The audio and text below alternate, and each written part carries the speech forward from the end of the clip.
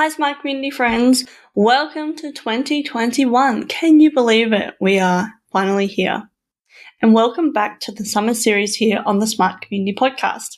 As you know, we are taking a little break from new content over the Australian summer holidays, and instead we are sharing the replays of a few of your all-time favourite episodes. I'm also walking my talk this week and having a digital break, so even though the podcast is still going out, my team will be popping up some social media posts. And I'll be giving my brain and body a much needed rest and getting back into nature.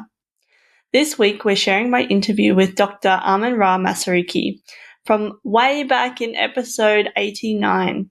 This episode was right at the beginning of 2019, soon after we'd shifted from the Smart City podcast to the Smart Community podcast. At the time of recording, Armin was the head of urban analytics at global GIS company Esri, but now he's the global director data lab at the World Resources Institute. Armin has a really interesting background, ranging from computer science and being a software engineer at Motorola to bioinformatics and cancer research analytics, to being a political appointee in the Obama administration, and then the chief analytics officer at the mayor's office in New York City. He shares with us a personal story that sparked his interest in the smart community space and the key lessons he's learned about developing smart communities over his career. We talked about what urban analytics is and why it's so valuable in developing smart thinking, and how Armin works with cities and operational officials in the areas of data science, analytics, and location intelligence. Armin tells us about his visit to Australia to meet with some of those operational officials, as well as an interesting case study where data and analytics are being used to prevent housing discrimination in New York City. We discuss why integrating for the sake of integrating almost never works and what to do instead, and the emerging trends of sensors, drones, and blockchain being used in cities by cities. We finish our chat talking about the growing international trend of civic tech engagement, and Armin tells us how he sees the role of a smart resident in a smart community. Now, I caught up with Armin when I was in New York City in January of 2020, which was really exciting. We also had Armin as a keynote speaker at our Smart Cities Communities of the Future conference, which I helped organise through my role on the board of the Australian Smart Communities Association. So it was really great to see Armin virtually in August 2020 at that conference and hear his keynote speech. We'll be sure to have Armin back on the show in the future for a full update about what he's been up to and also how our thinking has progressed since this conversation. But in the meantime, we hope you enjoy listening to this episode as much as we enjoyed making it. Welcome to the smart community, smart regions, smart towns, and smart cities. It's where we live, work, and play. With smart communities, the future starts today. Big data, smart mobility, emerging trends galore. The Smart Community Podcast is what you're looking for. Hello, Armin. How are you? I'm excellent, Zoe. How are you? I am fantastic. I'm so excited to get into this conversation. So can you tell us about your background and what you're passionate about? Sure. I have the pleasure or the unique pleasure of sort of having a background in academia, private sector, and government, all before I came back to private sector in Esri. I was a research faculty at right out of graduate school. Actually, I worked at Motorola as a software engineer, so very technical. All my background is mostly computer science. Then from there, I went back and got my doctorate. And after I got my doctorate, I was research faculty in bioinformatics, which is sort of medical analytics. And so from there, I did some research at the University of Chicago Cancer Research Center. And so I worked mainly in cancer research analytics. And then at that point, I went back to Hopkins and spent some time in Hopkins. And from there was my first foray into government. I was a White House fellow and then a political appointee in the Obama administration.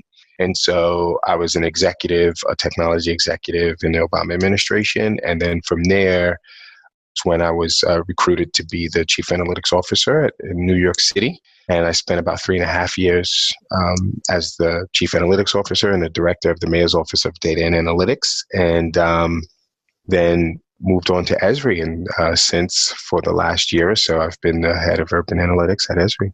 Wow, that's such an amazing background. I'm so excited to hear about some of the things you're doing or have done. Let's start very quickly with what kind of sparked your interest in this kind of smart city space?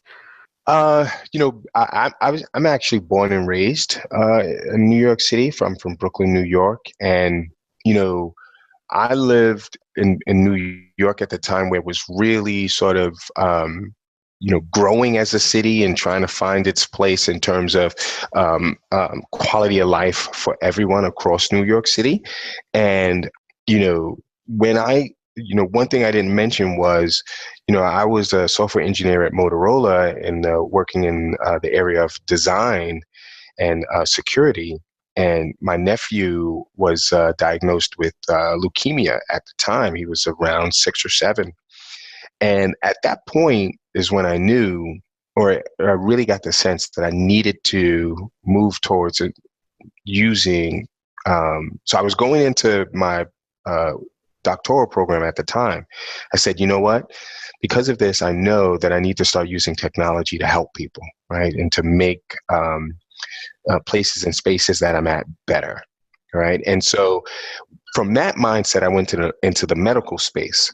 Once I went into the Obama administration and went into government, I knew that there were so many complex problems in government that my expertise could really be applied to, that I knew the next space. And by the way, my nephew is, cancer-free and, he's excellent. So I knew the next space for me was going to be in applying, my advanced technology and data skills in the government space. And then what was really interesting is when, I take my city background and think about how fast-paced cities are, how aggressive cities are, and the impact that cities have on people's lives. When you watch certain movies, oftentimes directors will tell you the city is another character in the movie itself. Cities have this way of being, and having cities themselves, the way that they're constructed and built and designed, have an impact on your life. You could be having a bad day and go take a walk on the promenade or the wharf, and it just makes you feel better. Or many people in New York City will tell you, when you see the skyline, it just has an impact on you, right? And so I knew that working in a city was going to be the next space where I wanted to have an impact, because it has such a role in people's lives. Yeah, awesome. It makes a lot of sense. So based on your experience working in New York City, what are some of the key lessons you've learned about developing this, smart city or smart community? Yeah, I think, John Lennon is known for saying, life is what happens while you're busy making plans. And I think one of the things I learned is that, a lot of us, we talk about planning for smart cities, but oftentimes one of the biggest lessons I learned is that smart cities are responsive cities. That is, you can plan with the biggest corporations and plan 10 years, 20, 30 years out what a smart city looks like. But what you have to be prepared for are things that happen day to day, hour to hour, minute by minute in cities, because cities are such a sort of tactical, fast-paced moving entity that any number of things can happen. And so you really have to also think about, when you think about smart cities, you have to think about a city that's responsive, right? A city that is able to be able to respond to the things that happen on a minute by minute, hour by hour basis. Cool. Well, let's jump into what's happening now. And can you tell us about the urban analytics? So you talked a little bit about this already, but what does it mean and why is it so valuable in developing, smart cities and fueling this kind of smart city thinking? So urban analytics is sort of a framework, a way city leadership can think about pulling together best practices and strategies and mechanisms and protocols for being a responsive city. And most importantly, being a responsive city using data, urban data, and data science, right? And specifically as its core framework, location intelligence. So if you look at every single city in the world, every city has its own personality, its own level of complexity, and its own complexion. What urban analytics says is, devoid of those differences, there are ways that you can think about, being useful and being able to solve problems for a city. And these are the core ways that you use data and data science and location intelligence to solve those problems. So it's really sort of this sort of underpinning framework that can be used to drive operational success and operational efficiencies in cities. So you were previously the Chief Analytics Officer at the City of New York and the Director of the Mayor's Office of Data Analytics.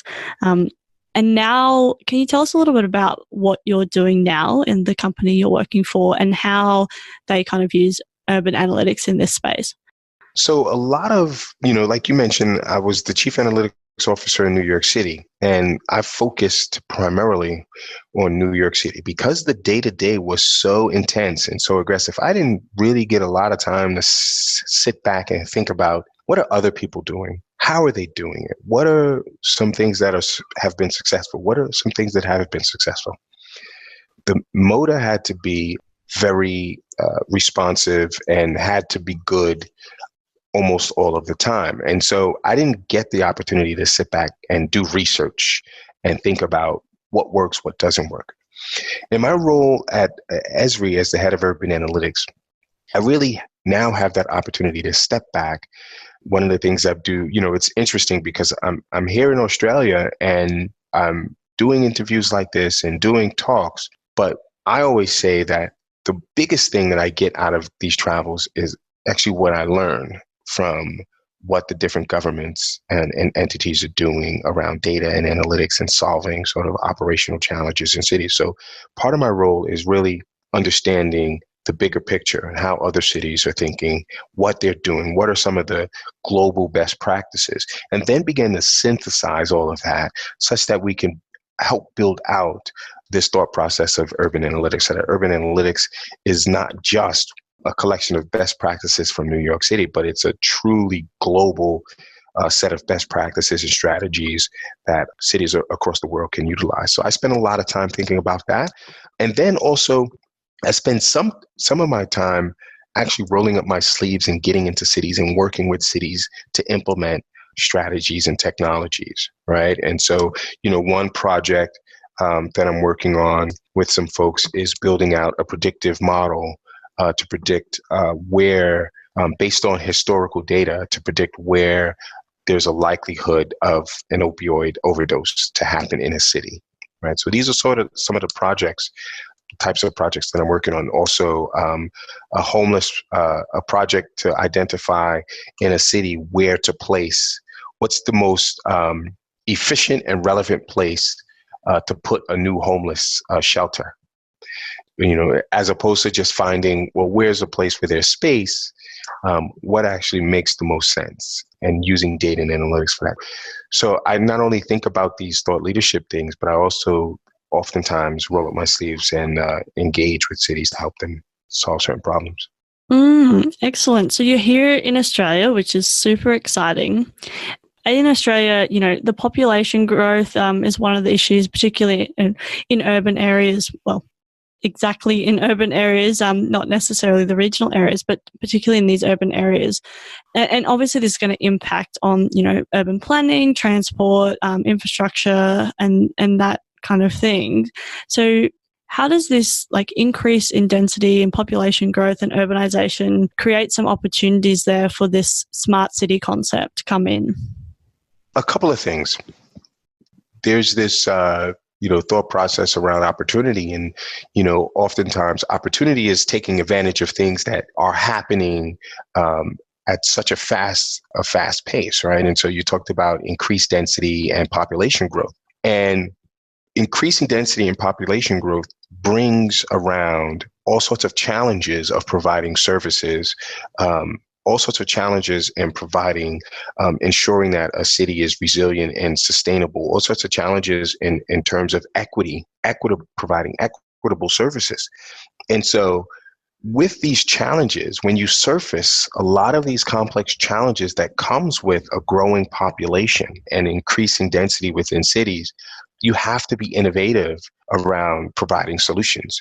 And smart city thinking is really just that. It's how do you think innovatively and thoughtfully around solving urban challenges? And we have to now. We can't rely on the same solutions that we've relied on historically to provide a high quality of life for all of these people that are moving into these urban centers.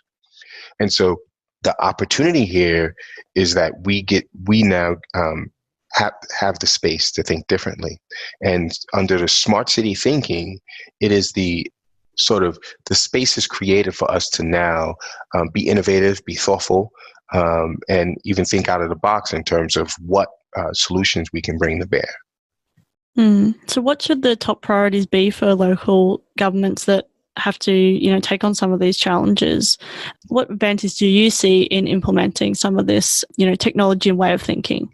Yeah, so I think every government main priority is safety, right? And so under safety, there's any number of things, but that's paramount, right? And that's one of the most important priorities that a government has, is to keep its citizens safe. And there's so many complex things around that in terms of safety around crime, safety around emergency response, and so on and so forth. And so there are a lot of mechanisms that can be brought to bear to allow for smarter safety protocols in cities. For instance, one is emergency response. As cities grow and they become more dense and become more complex, it becomes harder and harder for emergency vehicles to reach individuals in the time that they're expected to reach individuals after 911 or some emergency call is made. And so we can use certain technologies to help either route vehicles in a more thoughtful and efficient way, or we can use technologies, and this is one of the things we've done in New York City. You can use location intelligence to identify where to station vehicles so that they're not just sitting, at the EMS vehicles, they're not just sitting at the firehouse waiting for a call. They're actually stationed in strategic locations across the city that allow for them to have the fastest response to things that may happen. Right. So these are some of the priorities of governments in sort of responding to being able to be smarter and more capable. So in Australia, who are you meeting with and what kind of topics are you discussing? So, I spend a lot of time meeting with organizations that are looking to centralize data analytics, right? And so I've met with organizations that have these centralized data analytics teams that are looking to, collaborate across the government, right? I've met with police departments who are thinking about how to use data and analytics to be more responsive to the community. So I mostly meet with officials who are in a space where they want to grow their ability to use data and analytics to solve really complex problems in the city.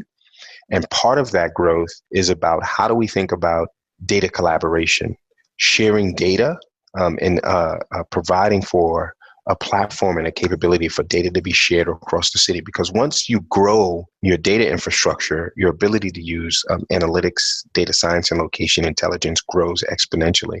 So I'm mostly meeting with operational leadership across the city, not so much policy or executive leadership, more so operational leadership. Yeah, excellent. Now, before you came on the podcast, I've been reading some of the case studies and articles that, you kind of oversaw some of the examples. Wondering if it's okay if I just ask you to talk about them. I was really keen to hear more about or just explain to the audience about the preventing the housing discrimination, how you use analytics to kind of target those areas as well. And then also it actually resulted in something being different. So wondering if you could talk about that, if you don't mind. No, absolutely. Absolutely don't. So that gives me an opportunity to sort of share sort of the model of MOTA, which, when I started there, I really shifted our model to be more of a service model. So it was, while we were in mayor's office, I really said, you know what, we're going to serve agencies. And so the way I looked at us was that we were a no-cost analytics consulting firm. And so the Commission on Human Rights came to us and said, look, we're looking to be more proactive in identifying discrimination in terms of people looking to rent housing. And so income discrimination in New York City is a civil rights violation. And prior to them coming to us, the only way that Commission on Human Rights actually knew or had a sense that that law was being broken or someone was being discriminated against based on their level of income and type of income is if it was reported after the fact. And the way it would be reported is someone would say, hey, I feel like I was discriminated against. We have these vouchers called Section 8 vouchers. They're public assistance vouchers. And so oftentimes someone who has a welfare voucher, a public assistance voucher, would go and to rent an apartment and they felt like they had all of the qualifications. They felt like it was the perfect apartment. Everything worked well, except for the fact that when they decided to tell the person, oh, here's my Section 8 voucher, then all of a sudden that person didn't want to rent to them for whatever reason. Prior to that, when that happens, prior to them coming to us, when that happens, the Commission on Human Rights basically takes down that allegation and then they inspect it and so on and so forth. But it's after it happens. So they wanted to be more predictive and more proactive. They wanted to figure out where is it most likely for these instances to occur. So what we did was we looked at data across the city that we were managing. So for instance, data on crime. So we looked at neighborhoods that had low crime rates. We looked at neighborhoods that had quality of life things such as low traffic, a lot of park space, green space, right? We looked at businesses, the types of businesses that were in those areas. We also we took data around where there was actually low or mid-income housing. So good low to mid-income housing, but then there seemed to be no renting of those houses with Section 8 vouchers. So essentially what we did was we created this de facto quality of life index. And if there's high quality of life index and also good low to mid income housing stock, but there doesn't seem to be many people renting with Section 8 vouchers, that was curious to us. So what we would do is we would report that information to the Commission on Human Rights, and then they would hire up actors and actresses, and they would send them to the locations that we identified, the actual neighborhoods and buildings that we identified where this could likely be happening. And they would have Section 8 vouchers, some wouldn't. And so they would basically do A/B testing in areas. And this was a way for the Commission on Human Rights to find out where these acts of discrimination were happening without them actually having to happen. So a very predictive way of sort of being proactive for a city. Excellent. Thanks so much for sharing that. And I guess it kind of leads into this next question, because I imagine a lot of people would have had to come together, and integrate across different, disciplines and government and industry in order to, bring that to life. So can you tell us some ideas on how we can better integrate across the different disciplines, governments, industries? Sure. I think to answer that question, I always, a best practice for me is integrating for the sake of integrating. Coming together for the sake of coming together almost never works. We've tried that tons of time. You have to have a shared challenge, a shared problem. So what's the question that you're looking to solve? Once you identify the question, then you have to break that question down from a standpoint of, is the answer a policy answer? Because what you don't want with data and integrated data is to have a hammer going around looking for a nail. You want to identify the question and then get a breakdown of, well, will policy changes actually answer the question? Maybe we don't need data. Or will a design change answer the question?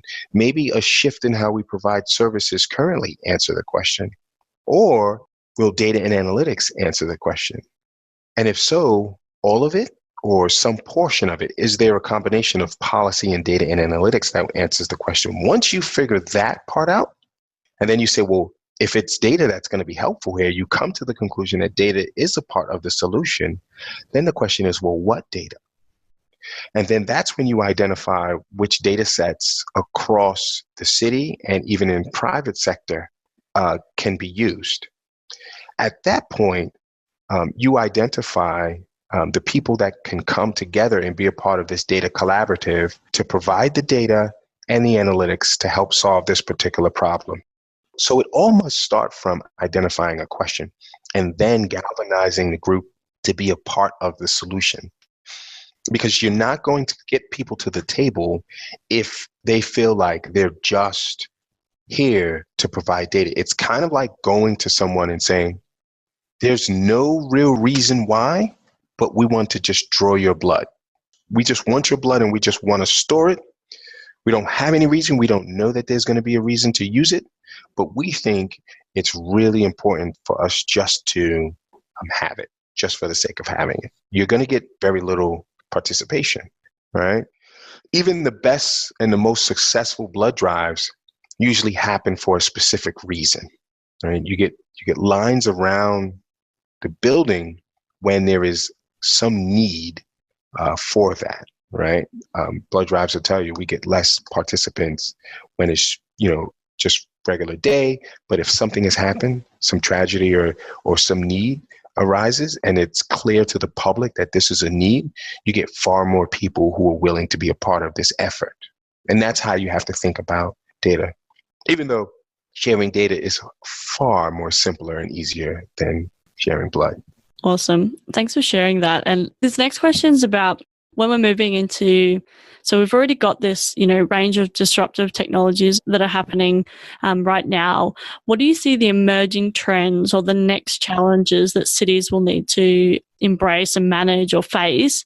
And how important is that this disruptive technology, actually delivers benefit to citizens? So I guess there's two parts. Like, what are the emerging trends that our cities will face? And then how can these emerging trends deliver benefit for the citizens? Yeah. So when you say emerging trends, you mean trends in technology usage? Yeah, I think the next challenge is like, sometimes when I ask this question, I get technology trends. Sometimes I get like human, trends that we're not talking about enough. So however you would like to answer it, I'm open. Yeah, so I think one is sensors.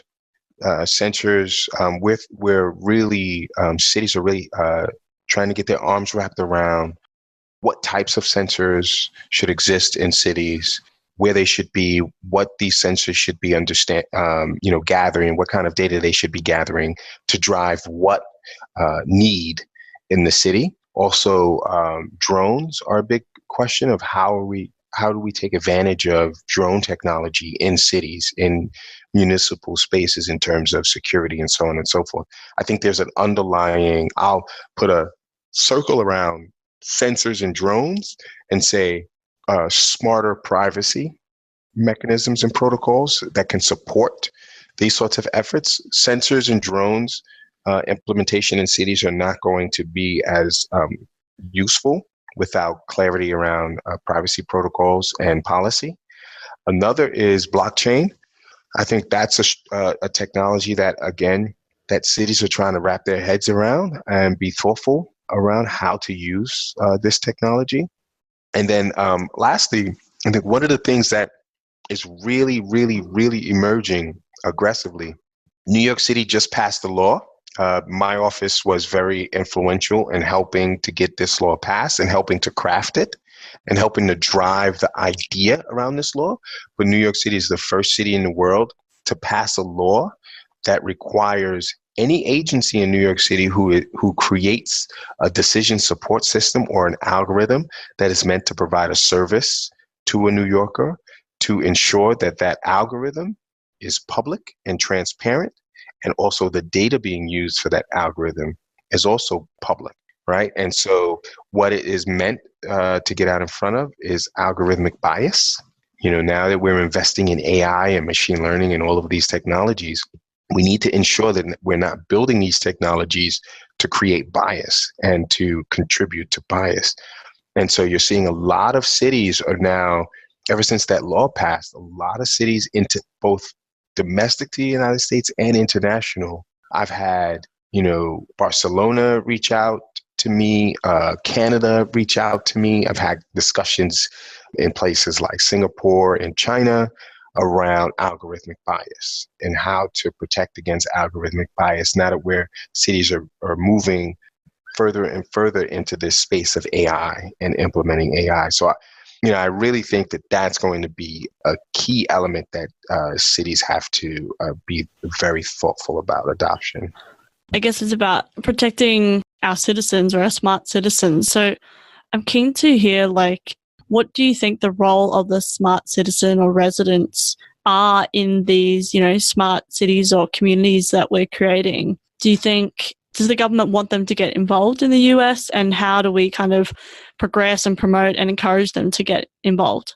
Yeah, I like to say that democracies provide pathways for citizens to engage with their government. And data, in this instance, particularly open data, makes those pathways far more salient and far more powerful.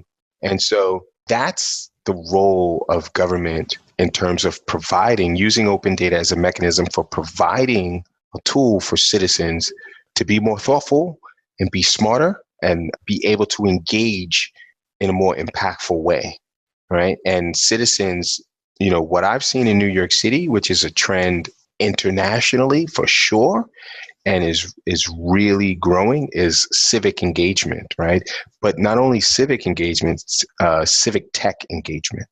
And so how are communities showing their participation in government and in community using data and analytics? And so it used to be showing up at town halls was one of those pathways for citizens to engage with their government. Now, building dashboards and showing certain abuses that take place or doing analysis of open data to help governments think more efficiently and smarter about their governance strategy. This relationship between citizen and government is growing exponentially, and data and analytics is the linchpin for that growth. Yeah, because one of the other articles, or one of the other, what's the word I'm looking for? The examples that I was reading was about Ben Wellington when he used the open data for the ticket because he got that ticket. Do you want to quickly explain that? We're kind of at the end, but I thought that one was quite cheeky and fun.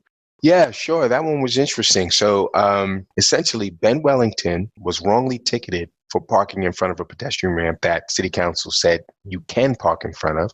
So he wondered, how many more people did this impact? And when he did the research, because open data, my office released data around when a person pays a parking ticket, we release data on when that person paid that parking ticket, where the infraction took place, and how much they paid. We don't release any personal information about them.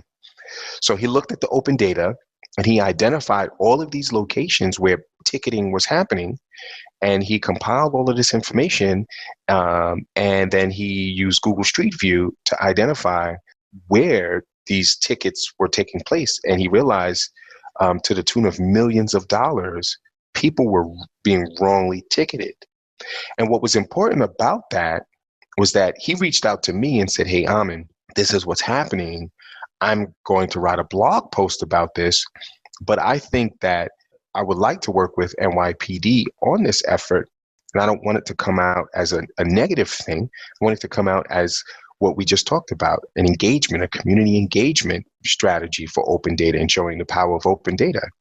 And so, the conversation we had was around the city can either respond defensively or be proactive.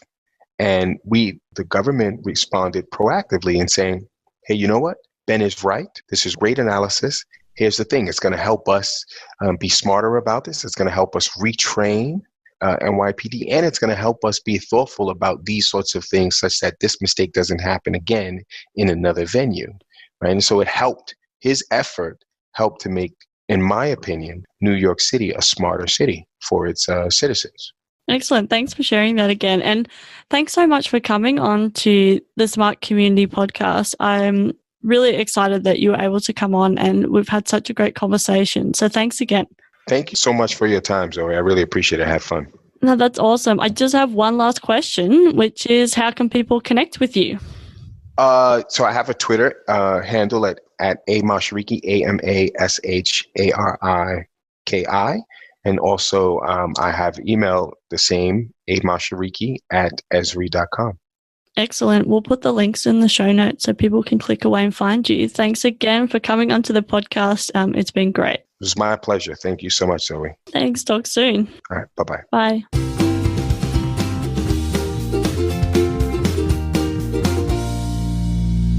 Are you looking for an engaging speaker, MC, or facilitator for your next big event? Then we've got you covered. Zoe is a go-to speaker, MC, and conversation facilitator with a difference. She's a master at simplifying the complex and making connections you might never see. Book Zoe for your next event. Email hello@mysmart.community or head over to her speaker page, www.mysmart.community/speaking. Thanks so much for listening to the Smart Community Podcast. Show notes for this episode and all other episodes are available on our website, mysmart.community/podcast. If you have any questions for us or any of our guests, you can email hello@mysmart.community. You can also find us on the socials. We are on LinkedIn and Twitter at SmartComHQ. That's com with 2 M's. If you are enjoying the podcast, please hit subscribe so you never miss an episode. And we would love for you to leave us a rating and review at wherever you listen. This really helps us reach more ears and eyes, so thank you for your support. As always, we hope you enjoyed listening to this episode as much as we enjoyed making it.